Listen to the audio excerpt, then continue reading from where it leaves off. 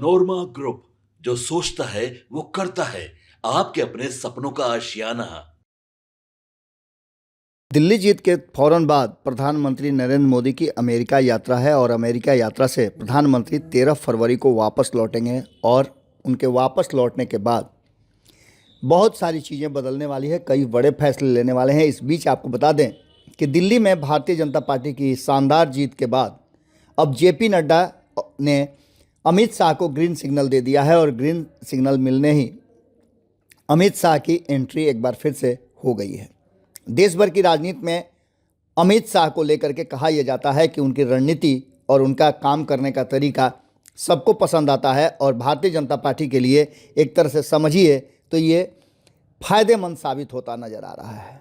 कल ही हमने आपको बताया था कि किस तरह से लगातार भारतीय जनता पार्टी मंथन के दौर से गुजर रही है और दिल्ली जीत के बाद भारतीय जनता पार्टी ने जिस संयम का परिचय दिया है और जिस तरह से भारतीय जनता पार्टी के जो नेता हैं, कार्यकर्ता हैं, पदाधिकारी हैं, संयमित भाषा का प्रयोग कर रहे हैं, वो देख करके ऐसा लग रहा है कि जैसे भारतीय जनता पार्टी ने ये ठान लिया है कि अब उसे आगे किस रणनीति के साथ चलना है। लेकिन जो एग्रेशन है अमित शाह का, उसको भुनाने में भारतीय जनता पार्टी जरा सा भी पीछे हटना नहीं चाहती है। आपको बता दें कि दिल्ली चुनाव के परिणाम आने के बाद से मंथन का दौर जारी है और बिहार पर विशेष फोकस है, क्योंकि जैसा कि आप सभी जानते हैं कि बिहार में इस वर्ष अंतिम में चुनाव होने हैं।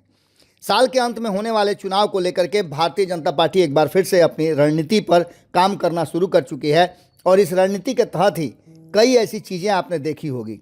आपने ये भी देखा होगा कि अभी अभी पटना से होकर के गए हैं रेल मंत्री पटना से होकर के गए और उन्होंने कई घोषणाएं की। यानी कि सीधी तौर पे आप समझ सकते हैं कि अब बिहार के विकास को लेकर के जिस तरह की बातें की जा रही, जिस तरह की चर्चाएं चल रही हैं, विशेष फोकस बिहार होगा। रेल मंत्री ने भी कल जब पटना आए हुए थे अश्विनी वैद्य से, तो उन्होंने कहीं ना कहीं इस बात को दर्शाने की कोशिश की कि नीतीश कुमार को गुड फेथ में लिया जाए। उन्होंने कहा कि बिहार के विकास पर प्रधानमंत्री का विशेष ध्यान है और नीतीश भी सुशासन के साथ साथ बिहार के विकास में बड़ी भूमिका निभा रहे हैं। पिछले 19 साल से लगातार वो बिहार के विकास में लगे हुए हैं। इसके साथ साथ आपको बता दें कि एक तरफ जहां फोकस बिहार की तरफ है, वहीं हमने आपको ये भी बताया कि मणिपुर के लंबे समय से चल रहे गतिरोध को भी समाप्त करने की कोशिश अचानक से जेपी नड्डा ने किया है।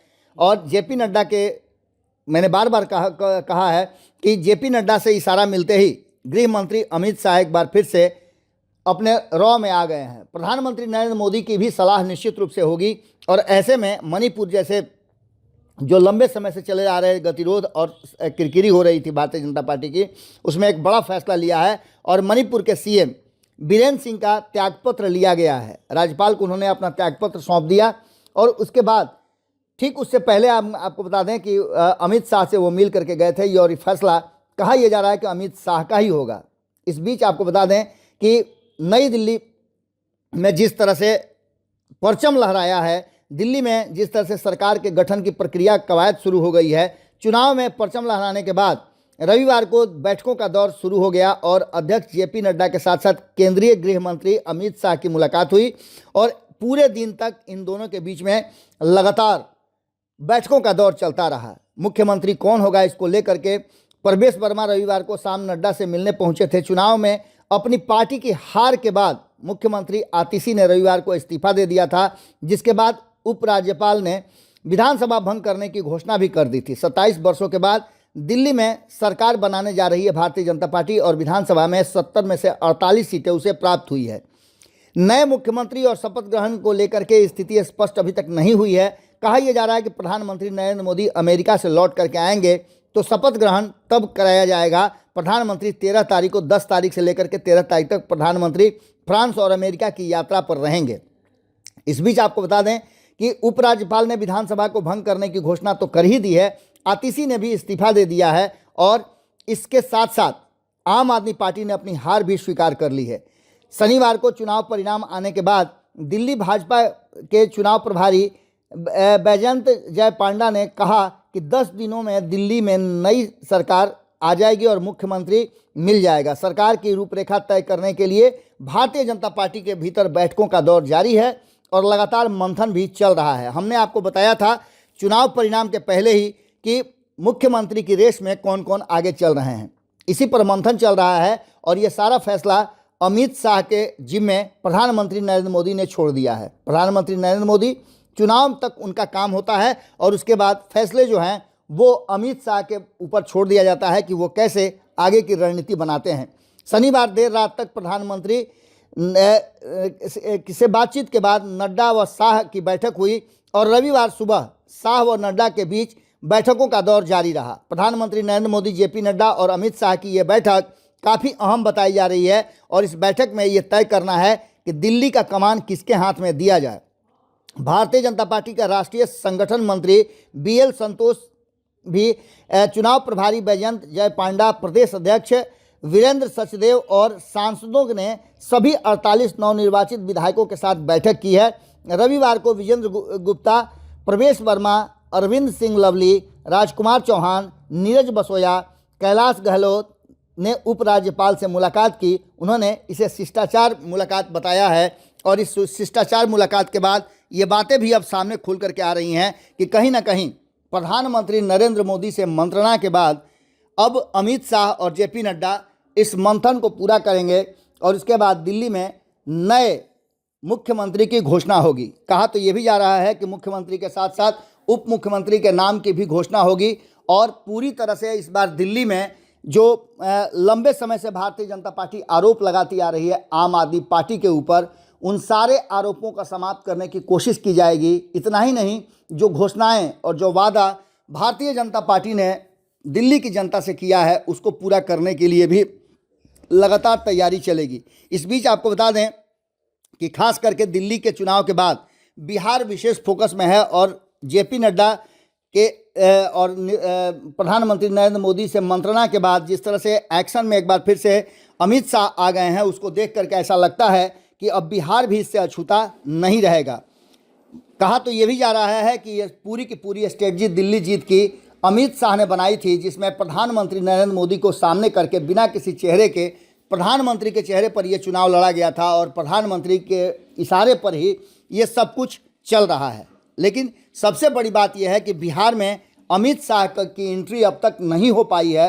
लंबे समय से आपने देखा होगा कि लोकसभा चुनाव के समय उनकी कई जगहों पे एंट्री तो हुई थी चुनाव प्रचार के लिए, लेकिन उसके बाद उनके कई कार्यक्रम की घोषणा तो हुई, चर्चा भी चली, कयास भी लगाए जा रहे थे कि अमित शाह बिहार आएंगे, लेकिन ये संभव नहीं हो पाया। यानी कि बार बार जब अमित शाह के बिहार आने की बात होती थी तो कहीं ना कहीं ब्रेक लग जाता था। लेकिन अब दिल्ली जीत के बाद बिहार में जबकि चुनाव इस वर्ष हैं तो अमित शाह की एंट्री कहा जा रहा है कि अब होनी शुरू हो जाएगी। प्रधानमंत्री नरेंद्र मोदी 24 तारीख को आएंगे और 13 तारीख को जब प्रधानमंत्री नरेंद्र मोदी अमेरिका की यात्रा से लौट करके आएंगे, उसके बाद देखना होगा कि दिल्ली में जो सरकार का गठन होता है उस गठन में नीतीश कुमार शामिल होते हैं या नहीं होते हैं। दो ऐसे ओकेजन हैं, अवसर हैं जिसमें प्रधानमंत्री नरेंद्र मोदी और नीतीश कुमार की मुलाकात की संभावनाएं व्यक्त की जा रही है। लेकिन ये फैसला नीतीश कुमार को लेना है कि वो दिल्ली के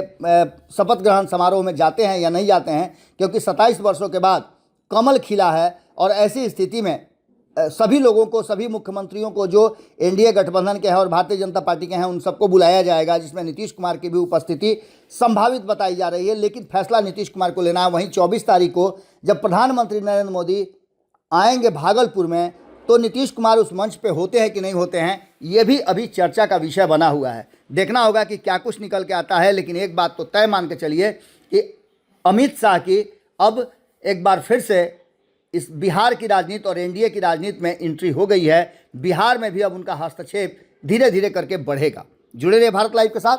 बहुत बहुत धन्यवाद। आपके सपनों को हमने सजाया है, ई होम्स पैनोरामा को हमने बनाया है। ई होम्स मेरा एक सपना था जिस पे मैं पिछले 4 साल से काम कर रहा था। हमने जो बनाया है वो सबने है माना। ई होम्स पैनोरामा में हो आपका भी आशियाना।